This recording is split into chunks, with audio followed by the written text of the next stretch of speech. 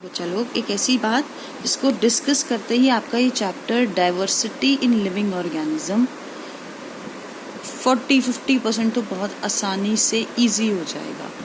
देखो बच्चा, एक छोटा सा वर्ड है और उस वर्ड को कहते हैं स्टेयरकेस। ऐसे देखो, मैं किस चीज से कोरिलेट करूंगी? मैं रिलेट करूंगी स्टेयरकेस। स्टेयर की स्पेलिंग करेक्ट है कि नहीं है, ध्यान से देखो। स्टेयर केस का मतलब, ध्यान से देखो, डाइवर्सिटी इन लिविंग ऑर्गेनिज्म में मैं कहती हूँ the chapter is based on a word that is known as stair case.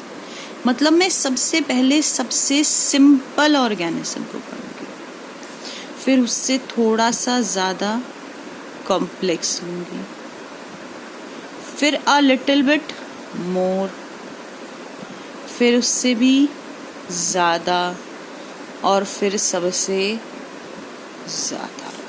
For example देखो, हम लोगों ने 5 किंगडम क्लासिफिकेशन पढ़ लिया। अब देखो, ये कहता है सबसे पहले तो मैंने ऐसा ऑर्गेनिज्म ढूंढा जिसमें न्यूक्लियस भी नहीं था, सबसे सिंपल था, दैट वाज मोनेरा। बोला फिर अ लिटिल बिट कॉम्प्लिकेटेड किया, ऐसा जिसमें न्यूक्लियस तो आ गया, वो कौन सा था? प्रोटिस्टा। बोले अभी तक तो ये यूनिसेलुलर था, पर ठीक है, अब कैसा ढूंढना? मल्टी सेल्यूलर ढूंढ लिया। बोले भैया अपना खाना नहीं बना पाता था, बेचारे के पास फूड बनाने का सिस्टम नहीं था, तो ये कौन सा बन गया बेटा? फंजाई। अब अगली चीज हुई, बोले अभी मल्टी सेल्यूलर भी है और फूड भी बना लेता है, तो ये कौन सा है बेटा? प्लांटी। और लास्ट सबसे ज्यादा कॉम्प्लिकेटेड कौन से थे? एनिमेलिया। तो देखो, मुझे चीजों को स्टेयर केस की तरह याद करना है। सबसे पहले सबसे सिंपल, फिर कॉम्प्लेक्स, फिर और कॉम्प्लेक्स, फिर और कॉम्प्लेक्स, फिर और कॉम्प्लेक्स। और बिटू ऐसी सिमिलर चीज ना हम सभी में पढ़ेंगे, ध्यान से समझना। देखो फॉर एग्जाम्पल, अगर मैं किसका एग्जाम्पल लूं, किंगडम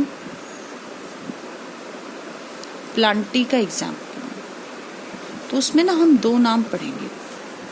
पहला स्टेयर केस पढ़ेंगे हम क्रिप्टोगैमी,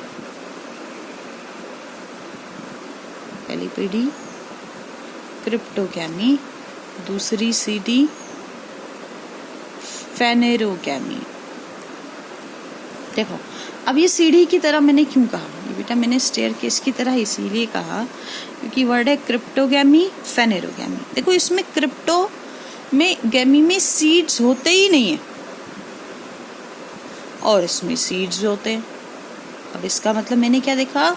स्टेयर केस था, पहले कैसे प्लांट्स थे जिनमें सीड्स ही नहीं थे, फिर ऐसे पढ़ूंगी जिनमें सीड्स आ जाएंगे। अगला एग्जाम्पल देखना। देखो, एक और स्टेयर केस है, 3 नाम होते हैं इसमें, 1 2 3। पहला नाम होता है थैलोफाइटा, दूसरा नाम होता है ब्रायोफाइटा, और तीसरा नाम होता है टेरिडोफाइटा। देखो, सिर्फ मुझे इन तीनों नामों से देखना है। ये तीनों बहुत अच्छा एग्जाम्पल है स्टेयर केस का। ये कहाँ मिलता है? वाटर में। ये कहाँ मिलता है? वाटर में भी और लैंड पे भी।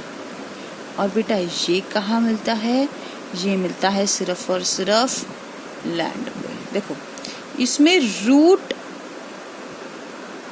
स्टेम और लीफ नहीं होती है, इसमें स्ट्रक्चर स्टार्ट होता है, स्टार्ट फॉर्मेशन, और इसमें रूट, स्टेम एंड लीफ होती है। देखो बेटू, ये उतारना नहीं है, सिर्फ मुझे ना एक छोटी सी चीज़ दिखानी थी कि पूरा चैप्टर सीढ़ियों में चलेगा, स्टेयर केस में चलेगा। सिर्फ और सिर्फ आपको क्या करना है, आपको समझना है हम जो भी टॉपिक पढ़ेंगे ना XYZ, हमें ये स्टेयर केस देखनी है। चाहे देखो वो 5 किंगडम क्लासिफिकेशन हो, चाहे वो किंगडम प्लांटी की फर्दर क्लासिफिकेशन हो, चाहे वो किंगडम एनिमेलिया की क्लासिफिकेशन हो, तो हमें बिल्कुल भी प्रॉब्लम नहीं आएगी। ये बस सिर्फ ये देखना है, सबसे पहले सबसे सिंपल, फिर उससे थोड़ा सा कॉम्प्लेक्स, फिर उससे कॉम्प्लेक्स, फिर इससे कॉम्प्लेक्स, और फिर सबसे ज़्यादा कॉम्प्लेक्स। ठीक है, ये हेरिडिटी एंड ये ना ये चैप्टर जो है आपका डाइवर्सिटी इन लिविंग ऑर्गेनिज्म, ये एक वर्ड से को रिलेटेड है। The word is evolution. Evolution का मतलब और उससे दूसरा ऑर्गेनिज्म बनना।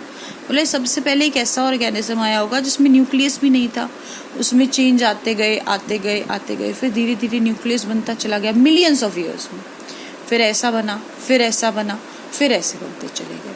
तो भैया ये स्टेयर केस है, this is the staircase, ऐसे समझना है। और ये जो इवोल्यूशन की थ्योरी थी किसने दी थी? The theory was given by Darwin, Charles Darwin. Darwin की थ्योरी क्या कहती थी? डार्विन की थ्योरी एक वर्ड कहती थी, सर्वाइवल ऑफ फिटेस्ट। यार पता है 9th क्लास के बच्चों को ना सर्वाइवल ऑफ फिटेस्ट की थ्योरी तो बाय हार्ट याद होनी चाहिए।